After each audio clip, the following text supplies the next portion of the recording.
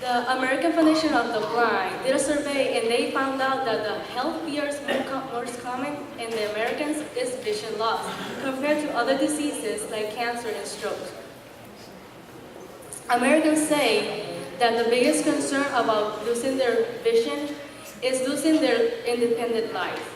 People who are visually impaired often face challenges getting around their community. Therefore, there are different methods of mobility used for the visually impaired to be able to get around their communities. One of the most often used is the guide dog. Therefore, the motivation of our project. The motivation of our project starts by the knowing of the biological disadvantages of a dog and the problem this might bring to the visually impaired users, such as the dog might get distracted, other dogs can attack them, the responsibilities of taking care of the dog in the lifetime, among others. The purpose of this project is to design a robot guide dog for the visually impaired. This design could be implemented using CCCE software. The robot guide dog is intended to provide a more secure guiding and prevent injuries of the user by determining if there are obstacles in the user's way and making measures to avoid it. I will explain the process. When the robot is turned on for the very first time, it will do a brief introduction of what the robot is, how to use it, and the commands you can use. You can do these commands by using wireless headphones with a speaker to interact with the robot. It'll only do that one time.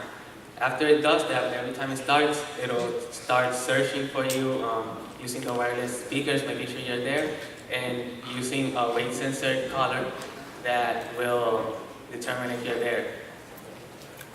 After that, it'll start searching the GPS and structural buildings to notify where you are, and after it tells you where you are, it asks you where you want to go. After you tell it where it wants to go, it'll search to see if the place exists, and if it does, it'll guide you. If it doesn't, then it'll ask you again. And it'll do this multiple times, but after a while, it'll just begin to tell you options of where you can go, the places that do exist. So after that, it'll guide you. So when it's guiding you, it'll first scan the room and make a map of the entire room, and then it'll decide where to guide you, what's the best way to guide you. And if there's an object in the way, it'll tell you, and it'll try to avoid it. If there's doors, or if there's stairs, or any type of other obstacle, any signs, it'll also notify you. So you will know where there's stairs and where you have to open doors. After it does that, then it gets to the place, and it tells you that you have reached your destination, and you're done. It'll wait for your next command. There has been other models of robot guide dogs, but they're very different from what we're doing, and they have a lot of disadvantages. Some of them are that they're too expensive, and they're too loud because of the motors, and they're slow, and it's not comfortable because you can't walk because they're very slow, very slow. And they're also big, and they catch everyone's attention, and it's distracting. On the other hand, our project, the Robot Guide Dog, the design that we made avoids obstacles, identifies stairs, doors, light switches, signs it can read.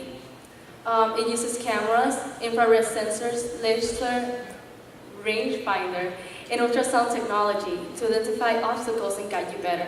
It uses sensors to prevent from falling. It has a long-lasting rechargeable battery and a solar charger. It communicates and interacts with the user using Bluetooth headphones. Now let me clarify something.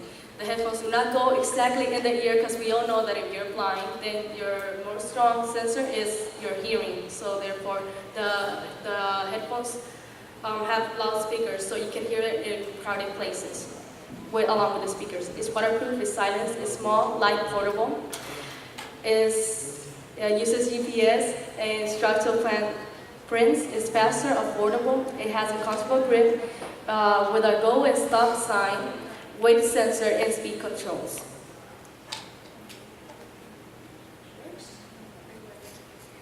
For our future work, as we said in the beginning, this is only a design. We would like to implement our design into reality.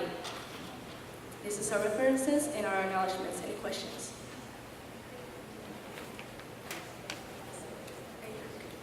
Have you thought of the idea of what would happen if the guide dog, doesn't have GPS? If he Loses didn't have, the signal, what would happen? if he loses a signal, Yeah. well, since he has infrared sensors and since he has also ultrasound technology, he has a really good idea of how to get around if he doesn't know exactly where it is. What if excuse me, I'm sorry, if he does lose GPS signal, although he's gonna have sensors, he won't know where to go, because you can't tell him where to go. Yeah, but he can use it to get the signal. To track the signal back. To where a better signal will be.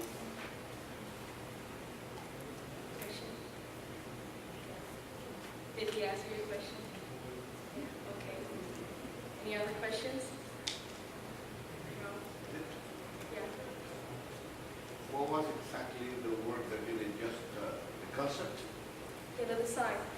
the design? Yeah. Where's the design? The Rupa guide dog? Well, we actually had it, but since it's SolidWorks and everything,